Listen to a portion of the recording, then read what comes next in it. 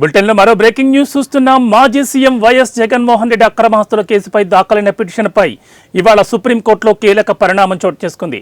TDP MLA Raghuramakrishnaraju దాఖలు చేసిన పిటిషన్పై కొత్తగా వచ్చిన సీజీఐ జస్టిస్ సంజీవ్ ఖన్నా ధర్మాసనం కీలక నిర్ణయం తీసుకుంది.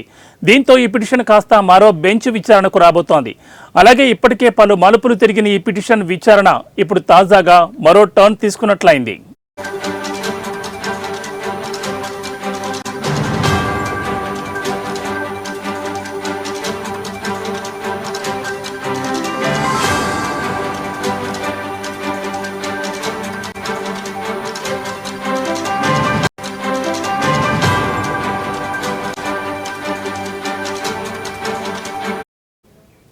గతంలో వైసీపీ ఎంపీగా ఉన్న సమయంలో రఘురామకృష్ణరాజు పార్టీ అధిష్టానంతో విభేదించారు.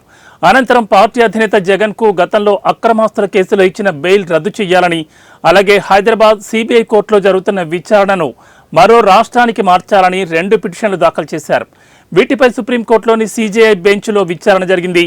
అయితే తాజాగా సుప్రీంకోర్టు చీఫ్ జస్టిస్ మారారు.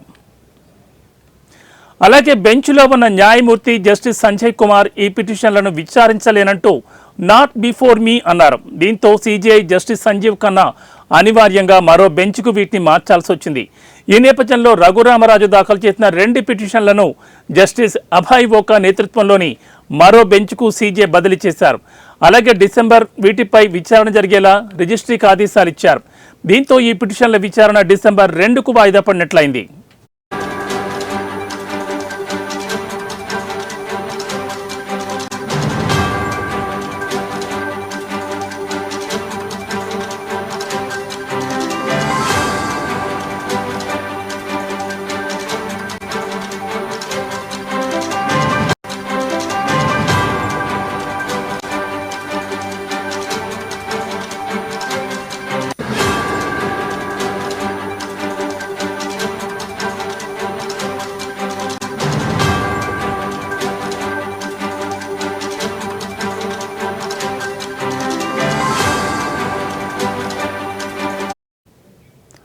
మాజీ సీఎం వైఎస్ జగన్మోహన్ రెడ్డి అక్రమాస్తుల కేసుపై దాఖలైన పిటిషన్పై ఇవాళ సుప్రీంకోర్టులో కీలక పరిణామం చోటు చేసుకుంది.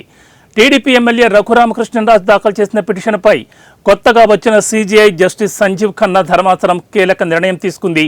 దీంతో ఈ పిటిషన్ కాస్త మరో బెంచ్ విచారణకు రాబోతోంది. అలాగే ఇప్పటికే పలు మలుపులు తిరిగిన ఈ పిటిషన్ విచారణ ఇప్పుడు తాజాగా మరో టర్న్ తీసుకున్నట్లయింది.